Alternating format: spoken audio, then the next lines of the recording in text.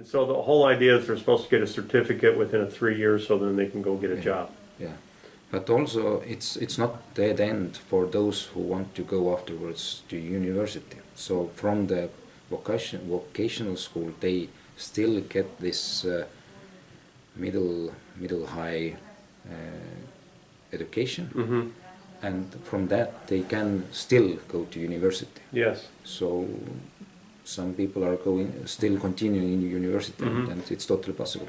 How many, this is grade 1 through 9 here, how many students do you have at the school? Altogether, right now 134, something like that. And how many teachers? Roughly. Roughly, yeah. 20 persons. But of course, some of those, or many of those, are not full-time job.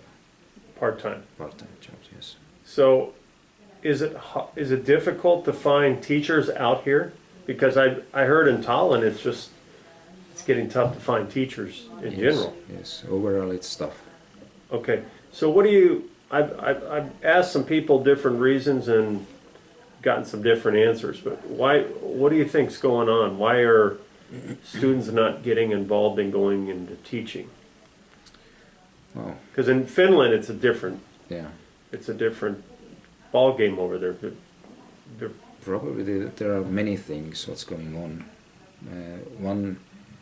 One thing is, of course, we can't look over about salary. It's growing right now, and states are doing effort to change that. Second thing is not teachers are not so highly valued as that. So education's valued, but being a teacher is not so much. Yeah? It's not seeable that something preferable work to do, because it takes quite a lot of effort. Sometimes they are strongly under the pressure, because there are many stakeholders and then demands from the outside. Is it the parents? Is it teacher? Is that the student or school owner, and so on and so forth. So it can be seeable as hard work and not so much salary overall. Is it difficult to be a teacher though, to get into the university and to get through that coursework? Is it, because in the U.S. it's pretty easy. I can't say it's harder than any other university courses. So I don't think it's possible to do it, and maybe there are some bigger concourse to some areas, but usually like physics teachers, there are not so many of those who want to go that way. Because they can find better paid jobs in industry. Yes. Mathematics maybe? Even that, yes. Yeah. How about, where do you have more difficult time finding teachers, in the primary or in the like 7th grade, 7, 8, and 9, for their subjects? Probably in subject. Subject, yes. Because for the lower grades, of course, we just last year we looked and didn't find, and we asked some pensioner come back to school, and she gladly came, but it was hard to find also for the lower grade, like classroom teacher. But it can be even harder to find subject teacher. So how much trust is given to teachers here? I know like in Finland a lot of times administrators might go in a classroom, but they never check lesson plans. They just, pretty much full trust for the teacher. The teacher's gone through the program. How is that here? It's a similar way. Yeah. It's we have overall like from the state curriculum comes school curriculum, and there are stated like learning outcomes about different lessons. Right. And they have to fulfill that. Teacher will know what at least they have to know. I don't know, do they know really sometimes? But and according to that they can choose methods, ways. Time schedule overall is in place, of course, to synchronize everything, but overall they can choose the ways how they teach, and they are professional, and we're supposed to trust them. So we don't require like a lesson plan in a sense, but we are thinking that if we're gonna change, that there comes some kind of change in curriculum, then we want to see that it is implemented somehow. So How often do teachers work with other teachers? Are they given much planning time to do that, or how's that work? right now in our school, according to the research also, we are not doing that much, but we are trying to create time for cooperation or collaboration. So there is, for our school is even paid some collaboration time to come together and then discuss overall view about school and planning and as such. So we are encouraging them, and also we are encouraging them to visit different teachers' classroom and so on. But we are in the beginning of that road, so Yeah. but it's needed. Have you been to other countries to see what they've done? Yes. What other countries have you been to? I have been in England, in Holland, in Denmark. Yeah. And Finland also. Did you do this with your own money, or was it? It came from state. State. Yes. So they encourage people to go out and see what's going on in other places. Yes. Why do you think that's not a common thing in the U.S., unfortunately? But why do you think that's important? To see what can be done and how different countries are doing. So it's really necessary to see what they are doing, the mistakes they are doing, what is good, what is not so good. To see that, it's really important, because we can think what we are doing, what's best for the child, but in somehow, of course, different cultures, but somehow children are the same. Right. So if somebody is doing something good, we can learn from that. Of course, put it in our cultural context, but still, if they are doing mistakes, we can learn from that also. So I can't see otherwise. Right. How about teachers? Do they ever have that opportunity? A little bit less. For me, of course, it was. I'm a headmaster 3 years. And it was opportunity, of course, from the government money and from European Union money, Right. to do these courses, to go outside also. For teachers is a little bit less opportunities, but together with European money, with Erasmus Plus project, they can go outside also. Like many teachers from our school. So it's common that at least they've been to one other country. There is a possibility if school want to do it, then it's possible to do it. How often do your teachers visit other countries? For example, in the last 3 years since you've been here. Yeah, I could say that almost every teacher during the last 3 years, Has been out to another country. 2/3 maybe. 2/3 have. Yes. To been other EU countries to see what's going on. EU countries or Turkey or somewhere.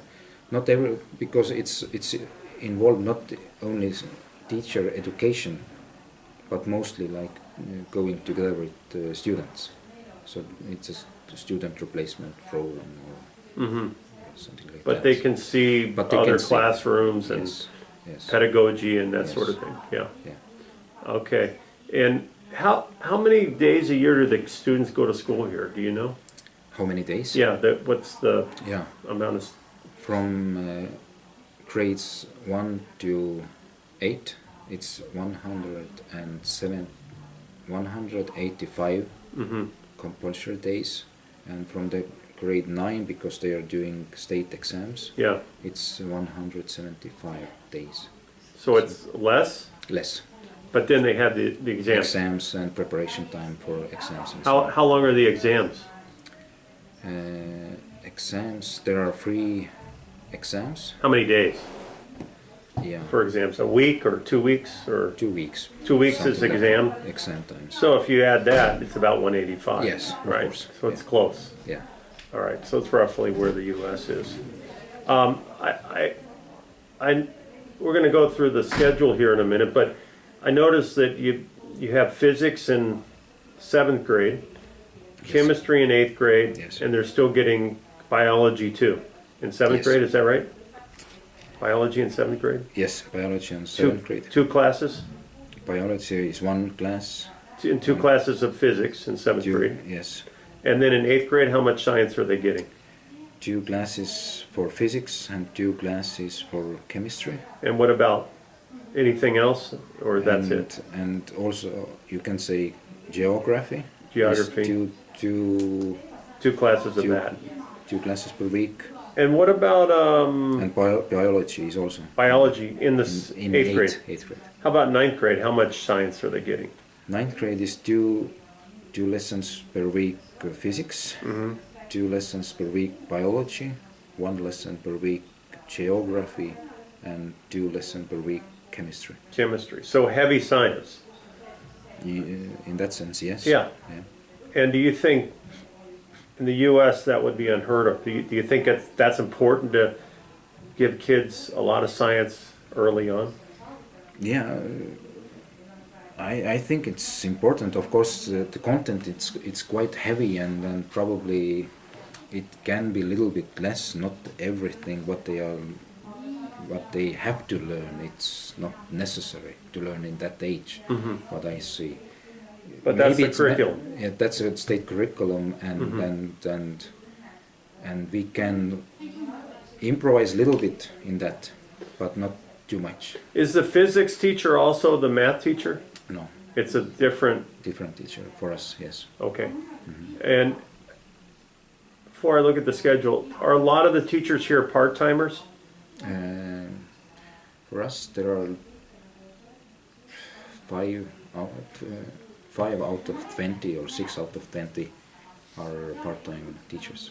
Is that by choice, or that just means there's not enough students here? So you can make it full-time? Yeah. It's by choice, and it's not enough students because we have only one. We don't have parallel classes. Right. So we have all the classes what is written here. So we don't have some teachers like art teacher. Not so much art in the schedule. So we can't do it otherwise. So there is only part-time job for that. Art and music Only- are compulsory, Yes. right? You think it's important, art and music? Yeah. It's totally different skills what they are learning from there, and it's important. Yes. And yeah, and as I was sharing with you before, in many cases these are kind of throwaway classes, especially for disadvantaged students, because if they're not doing well in math, Yeah.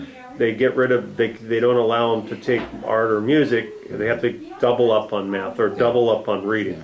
But here is not the case. They still are exposed to art and math. Is that right? Yeah.